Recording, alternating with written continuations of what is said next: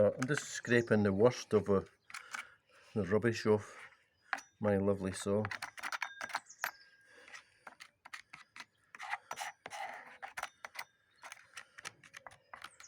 And what we'll do is just use the petal again with a soft brush, and we'll just clean this down. Paying attention obviously to the little oil hole here. This is where the oil comes from your oil reservoir and comes to the chain bar. So we're trying to make sure these are nice and clean.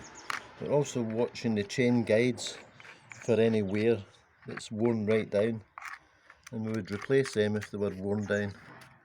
And we're also checking the chain catcher, which is important. So if the chain does come off, it means the catcher is the thing. This piece here sticking out here is a chain catcher, and this is important because this is the part that's going to catch the chain rather than your leg catching the chain. And if this is missing or broken, please replace it because it's a safety issue.